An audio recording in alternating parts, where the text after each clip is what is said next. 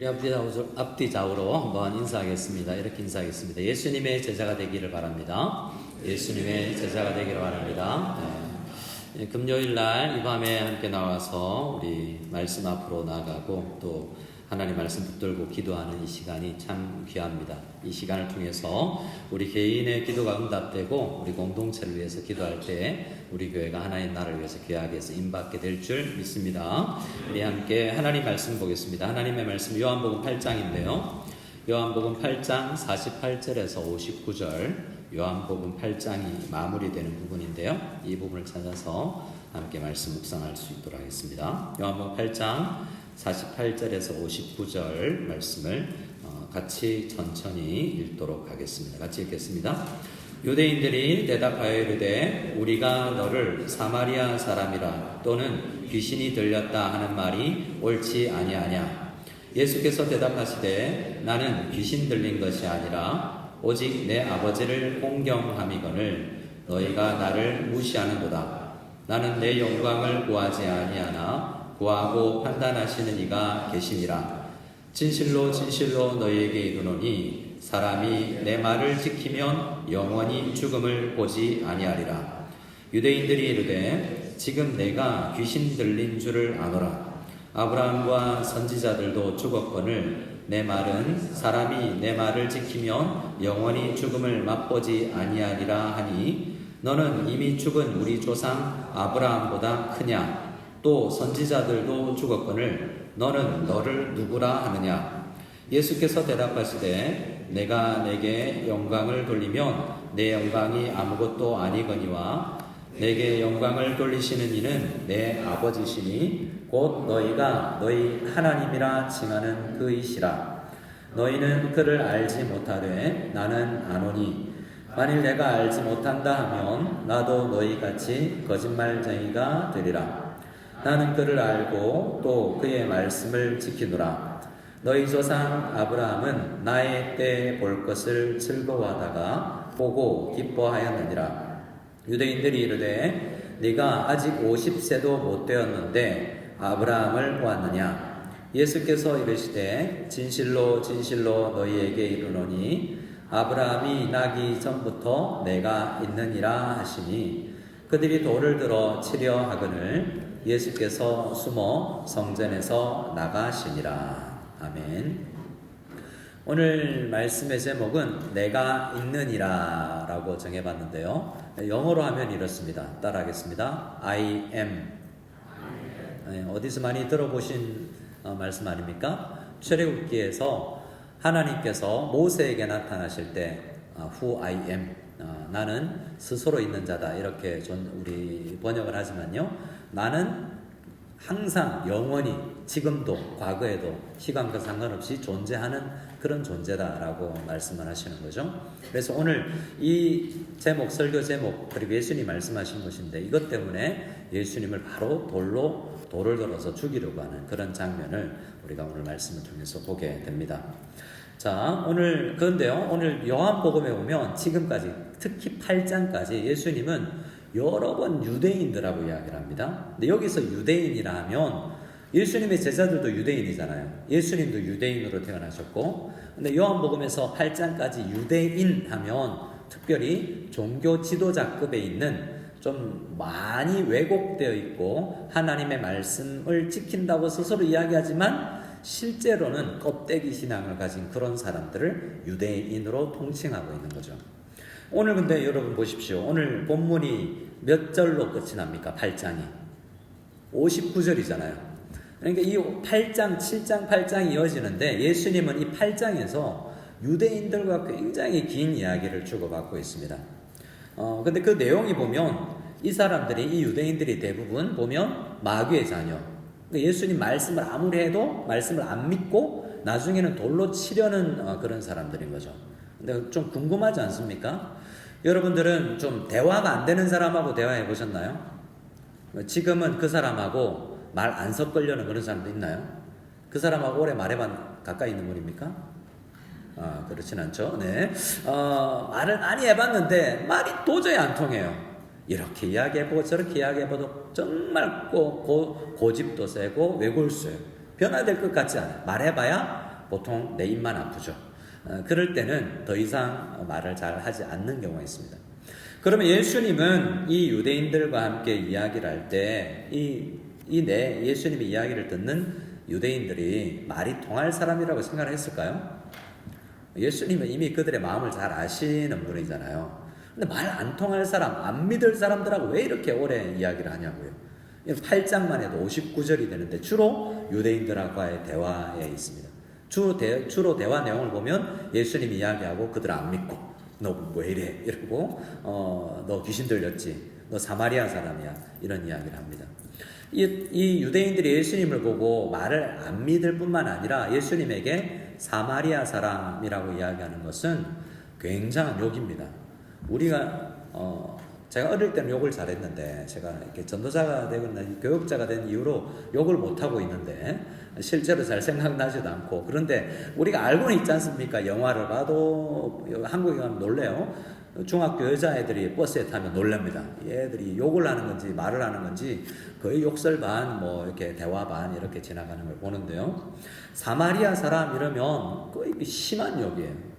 우리가 멍멍이 들어가는 그런 욕처럼 예수님한테 이야기를 합니다. 그런데도 예수님은 이들과 대화를 나누고 있다라는 거죠.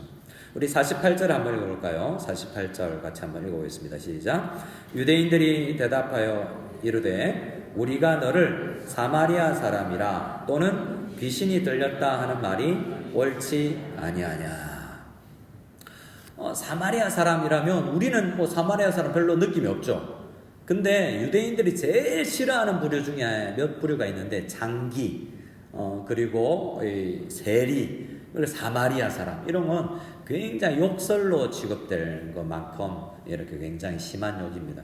또 귀신 들렸다. 이건 예수님은 실제로 어떻습니까? 예수님은 유대인이시죠. 성령으로 잉태되신 분이죠. 예수님이 귀신 들렸습니까? 예수님은 성령으로 충만하신 분이잖아요. 근데 이 유대인들은 예수님 보고 이렇게 오해하고 이렇게 함부로 무시하고 있습니다. 49절 예수님께서 무시당하셨어요. 그러면 하나님이신데 여러분 사회적 지위와 체면이 좀 있는데 정말 무시당하면 기분 안 나쁘십니까? 기분 나쁘겠죠. 근데 하나님만큼 이런 말들에 자기를 오해하는 이런 사람들 앞에 이런 이야기를 들을 때 얼마나 기분 나쁘겠냐고요. 우리 청소년부들이 우리 장년들 옆에 앉아라 그래가지고 한번 욕을 한번 해보라 그럴까요? 이런 거죠. 이 청소년부 가서 엄마한테 가가지고 뒤로 돌아서 가까이 엄마한테 엄마 이렇게 욕하면 진짜 진짜 때리지도 못하고 어떻게 해야 됩니까? 예수님도 얼마나 기분이 나쁘셨겠냐고요. 자, 그 마음이 49절에 기록되어 있습니다. 49절 같이 읽어보겠습니다. 시작. 예수께서 대답하시되 나는 귀신 들린 것이 아니라 오직 내 아버지를 공경함이거늘 너희가 나를 무시하는도다. 여러분 무시당하면 기분이 좋아요, 싫어요? 무시당해 보셨습니까? 별로 안 당해 보셨나요? 무시당하면 제가 전도사로서 청소년부를 맡았을 때 한 교회에서는 주로 주말 특정한 날을 정해서 기타 들고 노방전도로 나갑니다. 청소년부 한 10명 데리고 사람들이 많이 가는 길에, 교회 가까운 길에서 청소년들 앞에서 보면대 놓고 찬양하고 저는 기타 치고, 그러면 그냥 안 지나가고 어떤 아저씨들이 담배를 피고 나서 담배 꽁초를 툭 우리를 향해서, 아니면 그 앞에서 가래침을 막 받는다든지 에이 예수쟁이들 나왔다 이러면서, 그러면 제가 나중에 그러죠. 애들아, 전사님이 옛날 같았으면 저거 난주먹 거들이도 안 되는데 이러면서 싸움도 못하면서 애들한테 다 지나가고 나서 애들한테 그러나 예수 믿는 사람들은 참아야 돼 이렇게 실제로는 붙으면 안 되지만 그렇게 아이들한테 무시당하는 거, 복음 전할 때 굉장히 그런 현상들이 많이 일어납니다. 제가 낙도 오지성교회라고, 어떤 사람이 낙도 오지성교회 그러면 낙도가 어디 있어요? 그런데 굉장히 멀리 떨어져 있는 오지에 있는 섬들을 다 낙도라고 그러는데 잘 모르는 분들은 낙도가 어디 있냐 이래요. 특히 이제 신학생들로 많이 구성된 선교단체인데 여러 신학교 신학생들이 모여서 방학마다 멀리 있는 섬에 그리고 저기 강원도 산골에 선교를 가는 그런 단체였어요. 매 수년간 매년 여름 방학이 되면 여름 성경학교 끝나고 적절한 날 때 전사님들이 시간이 많이 날 때 전도사님들끼리 팀을 이루어서 가는데 저는 경남 남해 안에 만지도라는 데 갔어요. 근데 저는 갔을 때 마을 이장님이 나와서 막 회를 떠서 차려주고 그랬어요. 손님들 오셨다고. 왜냐하면 저희 프로그램 중에 여러 프로그램이 있는데 마을 잔치도 있는데 마을 청소 프로그램이 있었어요. 그래서 바닷가를 돌아다니면서 우리 팀이 마을 청소를 다 해줬어요. 근데 우리 그 이장님이, 그 섬의 이장님 오셔서 회를 떠주신 이유는 조금 있으면 용왕제를 지내야 되는데 안 그래도 마을 청소해야 되는데 저 예수쟁이들이 와서 마을 청소를 다 해줬다는 거예요. 그래서 고맙다고 회를 떠줬어요. 근데 다른 마을로 섬으로 갔던 그 친구들은 그 마을 사람들이 낫을 들고 쫓아오더래요. 예수쟁이들 왔다고 섬에 부정탄다고. 섬에 함부로 바다 나가서 낚시하고 그물 쳐야 되는데 얼마나 그 미신을 많이 믿습니까? 근데 그 사람들은 무시할 뿐만 아니라 예수쟁이들을 거의 낯들고 쫓아왔다는 건 죽이려고 하진 않았겠지만 겁주려고 하니까 그런 상황 가운데 여러분 처해 보셨어요? 예수님 전하다가 복음 전하다가 그렇게 무시당해 보냐고요. 또 오늘은 예수님이신 하나님이신 예수님이 사람들에게 복음을 전하면서 무시를 당하는 이런 장면을 보고 있는 것입니다.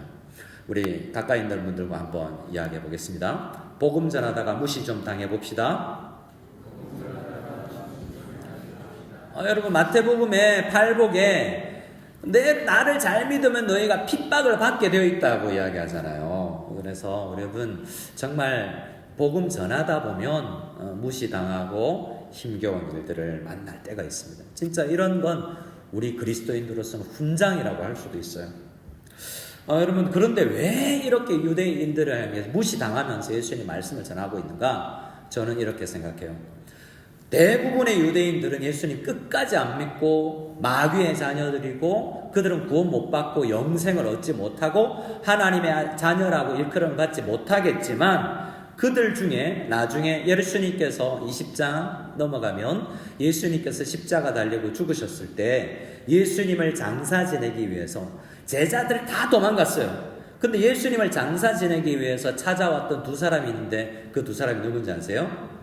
요한복음에 나오는 그 두 사람의 이름은 한 사람은 밤중에 예수님에게 찾아왔던 니고데모예요. 유대인 중에 유대인인 사내들인 공회원이죠. 또 한 사람은 평소에는 예수님을 믿고 있었지만 주변 동료 유대인들이 무서워서 예수님의 제자라고 커밍아웃을 하지 못했던 부자였던 아리마대 사람 요셉이에요.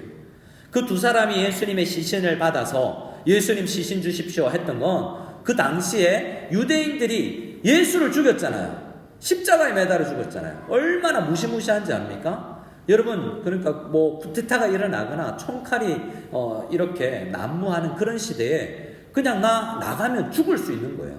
예수 믿는다 그러면 조금 전에 예수도 죽였는데 나도 어떻게 되지 않을까요? 근데 그렇게 커밍아웃하고 예수님의 시신을 받았다라는 것은 그들이 죽음을 각오하고 예수님을 믿었다는 거죠. 그런데 그들이 유대인이에요. 그러니까 예수님께서 그 많은 회중이 못 알아먹고 무시하고 침뱉고 담배꽁초 던지는 그런 사람들이라 할지라도 그 중에 한 명이어도 내 말을 듣고 있는 사람이 있기 때문에 그 한 영혼, 잃어버린 한 마리 양을 찾기 위해서 주님께서 목자로서 예화를 들려주신 것처럼 내가 무시당하는 것은 괜찮아. 하나님이시지만 내가 무시당하는 것은 괜찮아. 저 한 영혼이 구원받을 수 있으면 그런 거죠. 저도 그런 목회를 하면서 정말 오해를 하고 교회를 안 오려는 사람이 있어서 과일 사서 찾아가고 그러면 문도 안 열어주고 여러 번 찾아가고 해도 대화도 안 해주고 이런 사람들도 만나보기도 하고 여러 좀 수치스러울 정도의 그런 상황 가운데 가보기도 합니다. 그런데요, 포기하면 안 돼요. 제가 우리 교회 와서 제일 처음 했던 설교가 어떤 것이냐면 맷돌 한 영혼 소자를 실족해 하면 맷돌을 메고 깊은 바다에 빠지는 게 낫다라는 설교를 했었는데 그러면 우리 가운데 맷돌 사서 바다로 깊은 마닐라 베이로 가서 배 타고 밖에 나가야 될 사람이 있을지 모르지만 그 말씀의 핵심은 뭡니까? 한 영혼의 소중함이었던 거네요. 여러분, 영국의 작가 C.S. 루이스 많이 들어보셨죠? 나니아 연대기를 썼고 중세 영문학자로서 옥스퍼드와 캠브리지에서 영문학 교수를 했던 그 C.S. 루이스 말이죠. 그분이 이런 말을 했습니다. 그는 C.S. 루이스는 예수를 위대한 스승과 도덕군자로 모시는 사람들에게 그러면 안 된다고 이야기했어요. 예수는 4대 성인 중에 한 명이다 뭐 이런 말을 하잖아요. 그러면 안 된다는 거예요. 예수님 믿는 사람은 그러면 안 된다. 예수님을 왜 그 정도로 두느냐, 받아들일 수 없다라고 이야기하면서 예수님의 성경을 읽어보면 예수님은 3가지 중에 한 존재다라고 그런 이야기합니다. 그래서 이것을 그는 트리플 딜레마라고 이야기하는, 3중 딜레마라고 이야기하는데요. 첫 번째, 예수님의 말을 잘 들어보면 그는 거짓말장일 수 있다. 왜냐하면 오늘 말씀 보면 뭐라고 합니까? 나는 I am, 나는 존재한다. 아브라함이 나의 때를 볼 때를 기다리다가 보고 기뻐했다. 아브라함이 수천 년 전에 죽었던 사람이지만 나를 봤다고 이야기하니까 그 말이 거짓말일 가능성이 있죠. 예수님의 말을 다 요약해보면 나는 하늘에서 내려왔다. 나는 빛이다. 나는 세상에 너희를 위해서 구원하기 위해서 왔다. 거짓말로 받아들이는 거죠. 그러면 거짓말을 하는 사람이라면 예수님은 거짓말장이죠. 그것도 악한 거짓말장이, 하나님을 빗대어서 거짓말장이니까 유대인들의 입장에서 서야 맞는 거죠. 두 번째는 미친 거죠. 미친 사람은, 그런 사람 들어보셨습니까? 나는 계란이다. 나는 사슴이다. 저기 뒤에 앉아있는 저희 장막내가 또 가족 잘못 건드렸다가 이 설교 마치고 후환이 있을 수 있지만 어릴 때 꿈이 뭐야? 그러면 사슴이요. 이랬거든요. 그러니까 뭐 보통 소방서요, 경찰관이요, 대통령 이랬는데 꿈이 뭐야? 어떤 애들은 그런 로보카폴리오 뭐 이렇게 좋아하는 만화 캐릭터 되고 싶어하는 애들도 있어요. 그런데 어리면 그 마중만 하죠. 근데 너 꿈이 뭐야? 사슴이요. 이러면 미칠 가능성이 있죠. 그러니까 이건 미친 사람일 가능성이 있는 겁니다. 예수님이 이런 말들을 다 종합해보면 미쳤을 수 있는 거죠. 그러면 2가지 가능성이 있는 거죠. 그 3번째 가능성은 거짓말장이 아니면 미치광이 아니면 그분이 한 말이 맞을 수밖에 없어요. 그래서 연구를 해보면 그는 C.S. 루이스는 예수님을 안 믿는 불신자였다가 그거를 가르쳐준 이 논리학 철학 선생님의 그 논리를 가지고 말씀을 계속 고민해보니 끝까지 그분은 논리로 예수님이 없다, 하나님을 없다라고 안 믿은 사람이지만 그 불신자 철학자에게 배운 논리를 가지고 끝까지 성경을 공부해보니 그 논리를 가지고 성경을 보니 예수님은 거짓말장이거나 예수님은 미치광이거나 아니면 그분의 말이 맞을 수밖에 없다. 이 셋 중에 하나고 결론은 우리가 내릴 결론은 2가지밖에 없다. 미치광이거나 거짓말장이라면 매도하거나 욕하고 버려고 신경을 꺼야 되는, 그냥 관계없이 무시해버리는 한 가지. 그 2가지를 경험을 하면 그렇죠. 그렇다면 만약 마지막 한 가지 주님이 말씀하신 그대로가 맞다면 예수님을 받아들이고 그 앞에서 무릎 꿇어야 되는 것이 맞다라는 거죠. 근데 그가 성경을 보고 예수님이 한 말이 예수님은 거짓말장일 리가 없다라는 또 결론에 도달하고, 그리고 예수님이 미쳤을 리가 없다라는 결론에 도달하므로 예수님은 그 말씀이 참일 수밖에 없다고 생각하여서 논리적으로 예수님을 받아들일 수 있어야 된다라고 이야기를 합니다. 그렇게 여러분 논리적으로라도, 논리로, 열정으로 중요한 것은 우리가 체면을 구기기도 하고, 이 본문에서 우리는 배우는 것은 예수님의 유대인들 중에 일부를 얻기 위해서 논리를 사용하고 그가 가진 지식을 사용하고 내가 가지고 있는 물질도 사용해서 그 중에 얼마를 얻기를 원하시는 예수님의 마음을 우리는 배우기를 원하는 것입니다. 우리 주변에 많은 사람들이 있을 텐데 예수님은 우리에게 정말 이런 말씀 앞에서 정말 영혼을 사랑하게 하십니다. 51절 말씀을 한번 읽어보겠습니다. 51절 말씀을 한번 읽어보겠습니다. 시작. 진실로 진실로 너희에게 이르노니 사람이 내 말을 지키면 영원히 죽음을 보지 아니하리라. 할렐루야. 우리는 예수님을 믿잖아요. 근데 8장 30절에 예수님을 믿은 사람들에게 예수님께서 설교하면서 내 말을 지키면 내 제자가 되고 내 제자가 되면 자유롭게 하리라. 여러분 연세대학교 표 그리고 캘리포니아 칼텍의 표가 뭡니까? 진리를 알라 진리를 알면 진리가 너희를 자유케 하리라 라는 것이 여러분 존스 홉킨스 대학교의 표 모토이기도 해요. 이 성경 구절에서 나왔죠. 예수님의 말씀, 근데 중요한 건 믿은 사람들에게 이야기한 거예요. 우리에게 말씀하시는 이 본문에서 말씀하는 두 번째는 그런 열정이 전도를 향한 영혼 구원을 향한 열정이 있는가를 물어보는 것이고, 두 번째는 예수님을 믿었는가. 근데 믿은 사람, 믿었다라는 다양한 표현 믿은 사람 중에서도 귀신들도 믿는 믿음이 있단 말이에요. 그러니까 귀신들은 구원을 못 받는 믿음이에요. 믿음이라는 다양한 표현이 있는 거예요. 믿은 사람들에게 예수님이 말했는데 너희가 해야 될 것이 있는데 내 말에 거하고 내 말을 지켜야 된다라고 이야기합니다. 우리가 예수님의 제자가 되기 위해서는 말씀을 지켜야 되는 거죠. 지키는 건 뭡니까? 말씀 성경 공부에서 어떤 것을 수료하는 게 아니에요. 제일 많이 문제가 되는 교회인들이 해외 교회를 목회하는 목사님들을 들어보면 제일 많이 문제되는 성도들이 사랑의 교회 출신, 온누리교회 출신, 지국교청 교회 출신, 조금 나가고 수료 좀 했던 사람들, 어깨 뽕이 좀 들어가서 어깨 으쓱해서 나 뭐 좀 수료 좀 했는데 뭐 성경이 읽혀지네 그런 강사 뭐 그런 거 좋아요. 좋은 건데 말씀이 깊이 안에 안 들어가고 그 타이틀만 가지면 굉장히 사람들이 교만하게 되더라는 거죠.